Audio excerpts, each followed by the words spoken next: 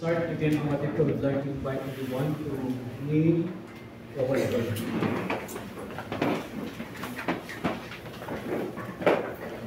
Let us pray. Dear God and Heavenly Father, we come to your throne of grace again this afternoon with humility. Please forgive us, Father, from all our sins that we have committed against you. Upang Panginoon, ano pong Banal na Espiritu po ay inyo po may pagkaloob sa amin, so that we be able to understand the subject that we are going to open this afternoon. Because without the presence of the Holy Spirit, Father, it's hard for us, Lord, to fathom, even understand the message that we're going to share this afternoon. So dear Father, please send the Holy Spirit in our midst. Yeah.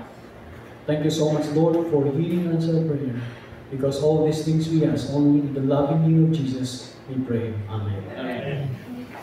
Okay, kanina po ay kagabi pa nagabanda na po kung i-share po sa inyo. Actually, ito po hindi ko po na-broadcast. Ipo-broadcast ko po ito ay, I think it is Tuesday night. Pero I will just give you few glimpses. One of my broadcast this coming Tuesday.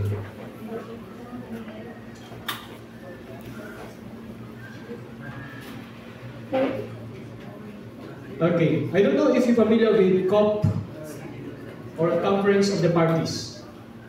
First time po narinig niyo or familiar po kayo? Nabanggit niyo na po yung last time. Yeah, nabanggit ko lang sa Conference of the Parties. Ito po ay Conference of the Parties, ito po ay binuo ng UN when it comes to climate change. Pag sabing COP29, it means ilang meeting na po sila? 29 meetings. At gusto kong i-share sa inyo mga again kung ano pong gusto nilang topic. At ano nila pong title. Bonn Dialogue meeting calls for the theme Climate Change, Peace, and Security to be included in the agenda of COP29. Ano po sabihin nito mga kapatid? When you say peace and security, peace and safety, Then destruction will follow. are we saying that we are living this life? Yes. COP29 is all leaders, presidents in all nations will come together just to talk about climate change. In the book of Greg and WC, page 590, paragraph 1, calamities will be what? The driver for the Sunday observance will be strictly enforced. So climate change, peace, and security to be included in the agenda of COP29. Okay, next. Okay, ito po. So you screen. COP28 summit to call for peace between warring states, says host Azerbaijan. Tama pronunciation ba yun ang lugar na yan? Okay, red words mga kapatid, ito po ang ating nang bagitin. We are affected by climate change. It's part of national security and global security. If we could make more of climate and security and peace. Okay, next. Now, let us go to the book of 1 Thessalonians 5 verse 3. Ano sabi po ng 1 Thessalonians 5 verse 3? For when they shall say peace and safety, then what? Sudden destruction cometh upon them. Di ba pinag-aralan natin last week ito? When you say trouble upon a woman with child, and they shall not escape. What does it mean? Di ba pinag-aralan natin last time? Jeremiah chapter 30. Verses 5 to 6 and 7, na binabanggit doon na yung lalaki po, why they're holding their thigh as if they were pahanap. And what is the meaning of that? They are experiencing time of trouble. So ibig sabihin, binabanggit ni Pablo, kapag nangyari po ang peace and safety, ano pong sunod dito? Destruction and time of trouble. Okay, let us see mga kapatid. What is the meaning of safety in Greek? Okay, sinuri natin ito maigit. And what is that safety? Tinignan po ang meaning po ng Greek, ito po ay apalia. And ito po ang definition po ni Thayer. Security from enemies and danger safety. Or security. So, ibig sabihin, Kung ano po sasabi ng Spirit of Prophecy, they are now talking about peace and security in terms of what? Climate change. They are interconnected. Okay, Pope urges global leaders, US governors to take urgent climate action. Okay, ano po ang pinag-usapan nila? So there is what is C40s? Ito po ay nakita ko, I really amazed. Kasi po ay itong na-broadcast namin kung ano po yung C40. Ito po ay natawag na City of 40. Okay, dyan po ang meaning po mamaya later on. Now kung saan po ay si Sadiq Khan, which is the mayor of London, will be their chair in this discussion. Okay, noong May 14, 2024, just this month, the Mayor of London, Sadiq Khan, will lead a delegation of city leaders to a critical climate summit at the Vatican. Saan po held? Sa Vatican. Thursday, May 16. The co-chair of C40 Cities, Mr. Khan, will address world leaders at the climate crisis to climate resilience. So Mr. Khan is expected to discuss how cooperation across many regions may spur action to protect the environment and boost unity. Sino po involved during that meeting? Religious leaders and mayors. Okay. Now, what is C40s or C40 cities? The C40 cities is a network of global megacities committed to addressing climate change. It was founded in 2005 and currently comprises more than 90 of the world's greatest cities, representing over 700 million people and 1/4 of the global economy. So the C stands for climate, and 40 refers to the initial 40 cities that were part of the network when it was formed. Okay, yan po mga kapatid, no? Yan po ang kanila pong website, C40 Cities. Okay, magiging po natin mga kapatid ngayon po sa ating panahon dito, which is Parkville, Quezon City, sa pagbuo ng C40 Cities. Now, before we stop that information, makita natin yung matikot, all leaders of the world are now aligned to the agenda of the papacy. What is C40? They're trying to build a 15-minute city. I don't know if you're familiar with that. Sino pong pamilya po sa 15-minute city? There's smart city at mayroong 15-minute city. 15-minute city, mga kapatid, ito po, ikatulad po ginagawa nila ngayon sa MOA. Binubuo nila ngayon yung island ko doon, that is 15-minute city. Just within your reach, nandiyan na po yung market. Within your reach, the church, the school, the market is already in that place. One of the best example is condominium unit. The time will come, they will try to limit yung tawag natin ng carbon emission na hindi po magka-travel. Kaya po, nakita natin yung the massive constructions of condominiums because of this program, the 50-minute city. Nakita natin ngayon, they are already aligned and they are already supporting the agenda of the papacy at nakalikod po sa climate change. Okay, now let us go to our study this afternoon. With this one. Okay, wait. Tanggalin ko na yung kanina.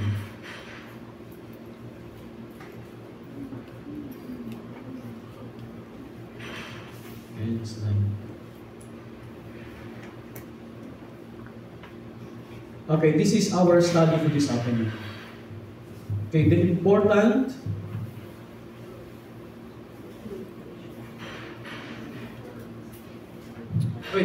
truth that you should know before the Sunday law. Okay, dapat malaman natin ito bagong Sunday law. Ano kayo mga bagay dito? Okay, next. In the book of Ecclesiastes chapter 1 verses 9 and 10, the thing that hath been, it is that which shall be, and that which is done is that which shall be done.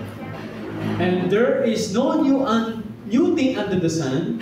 Is there anything whereof it may be said, see, this is new? It had been already of all time which was before us. So, may bago ba?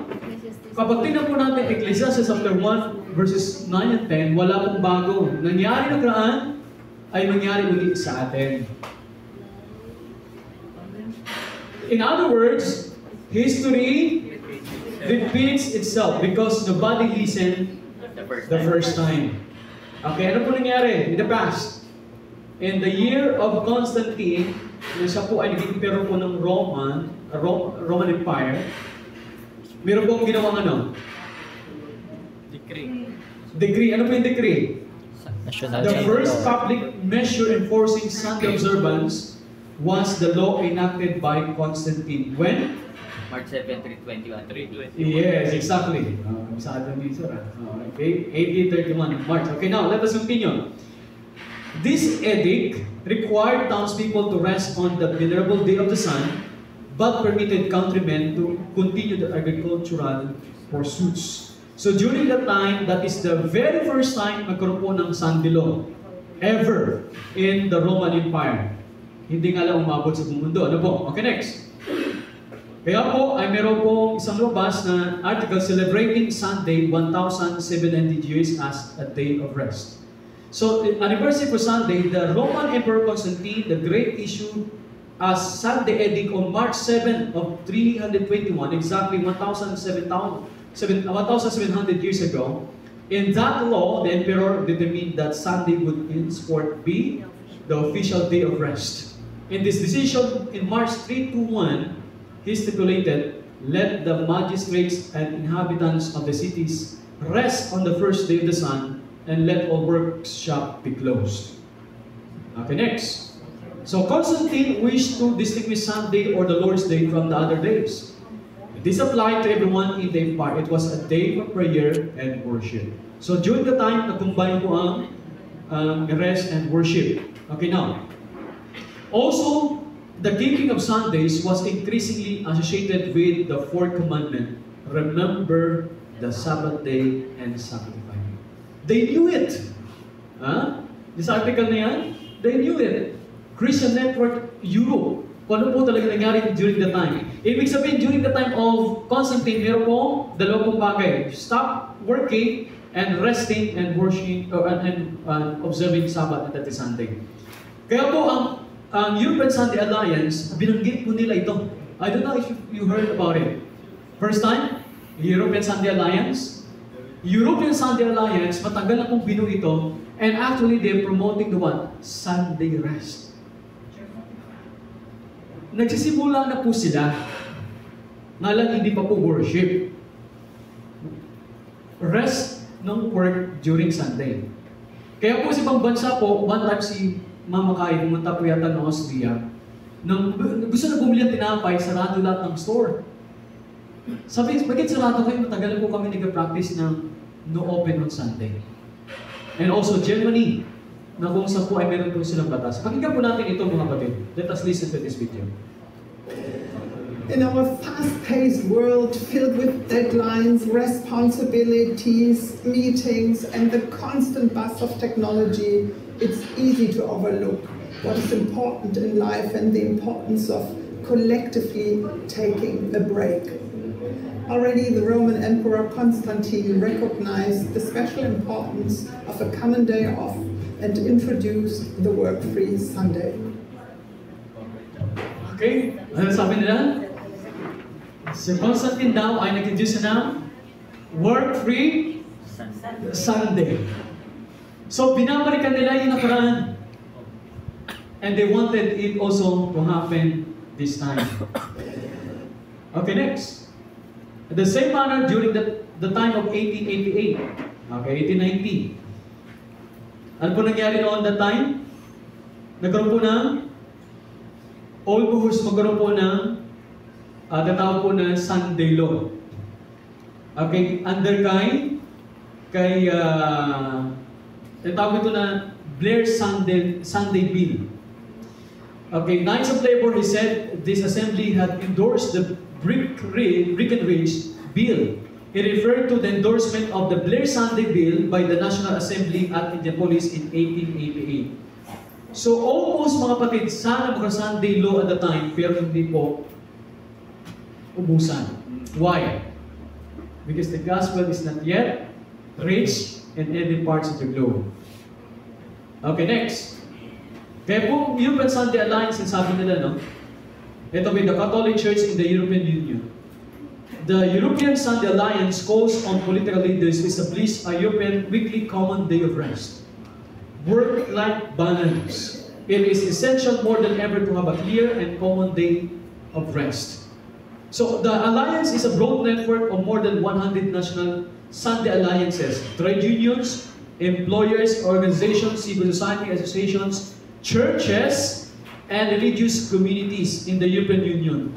The Alliance is committed to raise awareness about the unique value of Sunday for our society and on the importance of a common day of rest.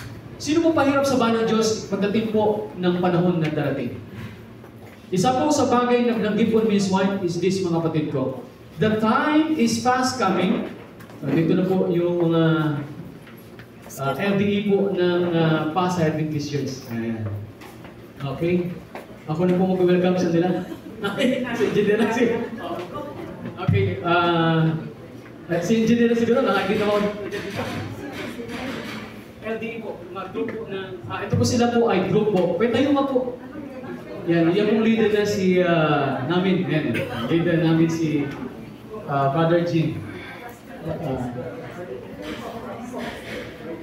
Last day events po, LDE, last day events. Sabi ko, sila po mag-join dito sa hapon nito. Okay, please come in. Okay. Tayo mo mga LDE. Okay, LDE group. Wait, tayo po kayo para recognize kayo po mga kapatid. Yan po ay active po yan ng mga every Sabbath po afternoon. Sila po nag-aaral po ng last day events. Every afternoon, what they're doing is under the leadership of Brother Jim. Brother Jim, can you please raise your hand? Yan po. Yan po ay siya po ang talagang nag-buo po yan ng grupo na yan. And what they're doing every Sabbath is that they are studying last day events, and right now they're studying actually the Great Controversy. Okay, yan. Happy Sabbath po sa inyong lahat. Happy Sabbath. At ang Tagalog Mission Group ay malugod kayong tinatanggap na makasama namin ngayong hapon na mag-aral ng mga propesiya sa hinaharap. At dahil ito'y kailangan natin. Welcome po kayong lahat. At sana madalas itong mangyari sa atin para lalo tayong matuto at lalong nakahanda sa malapit na pagdating. Welcome po at maraming salamat po sa inyong pagsama sa amin sa hapong ito. Okay. Thank you, Brother Jim. Okay. So dito po, no, sabi po ng Selected Messages, Volume 2, page 141, paragraph 1. The time is fast coming when the controlling power of the labor unions will be what? Will be very oppressive. So the trade unions will be one of the agencies that will bring upon this earth a time of trouble such as not been since the world began. So ibig sabihin, mga kapatid ko, pagdating panahon po, isa po sa pahirap po sa bayan ng Diyos yung trade unions. Why? Because they will implement Sabbath work. Okay, Saturday work. Okay, now, let us move forward. So in the book of Selected Messages, Volume 3, page 358, paragraph 2, I am instructed to say to our churches, sabi ng Panginoon kay Mrs. White, instruct si Mrs. White sa lahat ng churches ng Seventh-day Adventist. Not only in Pasay, but the whole world churches study the what? The testimonies. Okay. Sister Terry. Okay, ma'am. Good afternoon po. Lahat po ng LDE. Thank you so much for coming. Okay, malaga po itong matito. You will see later on. So, they are waiting for what? For our admissions and encouragement upon whom the ends of the world are come.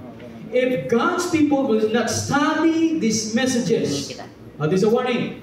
If God's people will not study these messages that are sent to them from time to time, katulad po ginagawa natin ngayon, they are guilty of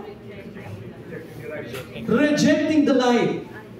Line upon line, present upon present, here a little and there a little, God is sending instruction to His people And then, hear the instruction, pakinggan po, ang instruction, follow the line. The Lord has controversy with His people because in the past, they have not heeded His instruction and followed His guidance. Clear? Clear. So, ibig sabihin po, pinapayo sa atin na pakinggan, hindi lamang pakinggan, kundi pag-aralan at sundin ang payo po ng testimony. And what is that testimony? The spirit of prophecy. Okay, now let us continue. For what purpose? Para po hindi tayo surprise, ha? Prepare for an overwhelming surprise. Sino po ang ma-overwhelmed, mga kapatid ko? Those who are not studying the prophecy. Exactly! Nakuha po rin yung point? Maraming magugulat in this last day sapagkat ayaw nilang pakinggan ang prophecy. Transgression has almost reached its limit. Yes or no? Yes. Confusion fills the world and a great terror is soon to come upon human beings. The end is very near. And a great terror is soon to come upon human beings. Okay, good afternoon, Ma'am De Leon. Okay. The end is very near. God's people should be preparing for what is to break upon the world as and what? Overwhelming surprise. Marami po ang masurpresa in these last days. Not only Seventh Adventists, but including those who are not heeding to this truth. Okay, Christian Service, page 41, paragraph 1. It is a solemn statement that I make to the church that not one in, how many? 20. 20 whose names are registered upon the church book of record are prepared to cause their earthly history. Gusto nyo malaman? Paano po yan? I-compute? Ha? Yes po. Sa kanina sabi na, great terror. Sabi ko, pwede bang terror lang? Pag sinabi mo great times 10 siguro yan. Great terror, no? Grabe, no? Great. Great. So, paano mo compute ang 1 is 20? Not 1 in 20. Hindi 1 is 20 eh. Kasi 23 million Great Adventists. terror. So, ilan pa paano computing natin yan? Nakompute ko dati yun eh. Ilan tayo ngayon population ng Seventh Adventist? 23 million. 23 million. 1, isa sa 20. Okay. Divided by 20. O, divide 20. Sige. 1 million divided by 20. O, sige. Ilan? O, Ilang 1 million? million. Ilang 12 million. 23 million 23 divided by million. Sige, 20. ilan? Ang SDA, 23 million. By compute. Hindi po, ito pa hindi prepared yan. Hindi sinabing hindi ligtas. O wag hindi sinabing hindi ligtas ha. Not prepared. Kaya po inaanda ng Panginoon. Ano lang, not prepared is not Iba po yung word ha. Okay. 1.1. Ha? 1.150 million. 1.1 million po ang prepared. 150. 1.150 ang prepared. So, ibig sabihin, matid ko, dapat itong prepared dito, magbigay na po ng mensahe sa hindi prepared. Para po maraming handa. Buwan natin? Okay. Bakit kailangan natin handa, matid ko? Later on you will see. Okay, bakit kailangan? Merong sasabing speed of prophecy. Okay, not 1 in 20 whose names are registered upon the church books are prepared to close this earthly history. Okay, next. I asked the meaning of the shaking. Yan po ang ating pag-aralan sa hapong ito. Shaking. Okay. Sino po ma-shake? Sa labas o loob? Loob. Loob. Okay, understand natin yan ha. I asked the meaning of the shaking head scene. I was shown that it would be caused by the what? Straight testimony. Straight testimony. Yan sabi ko na sa sermon kanina mga kapatid ko. Ano po cause ng great shaking? Straight testimony. Called forth by the council of the two witnesses to the Laodiceans. Para kanino po yung straight testimony? The church. To the Seventh-day Adventist Church in these last days. Meron ba bang 8 church? Wala na No po. more. So, ibig sabihin, tayo po ang pinaka-7. the Seventh-day Adventist Church. It will have its effect upon the heart of the receiver of the testimony, and it will lead to him to exalt the standard and pour forth the straight truth. This straight testimony, some will not bear. Hindi kakayanin ng iba po. Kaya po iba po ay matitison. Iba po ay hindi papakinggan, just continue their lives. They will rise up against it. Iba po ay lalaban sa testimony. They will cause a shaking among God's people in these last days. Ang isa pong bagay na nakakalungkot mga kapatid, there will be a great shaking, but these people nandiyan pa rin sa church. It is not necessarily na lalabas sila. Nandiyan pa rin sa loob, pero wala na pong pag-grow spiritually. They are, terminal nga namin doon? They are status quo. Wala pong pagkaroon ng spiritual level up. Walang abante. They come to church and then go out the same as yesterday. You will see later on mga kapatid ko, ang ganda po nito.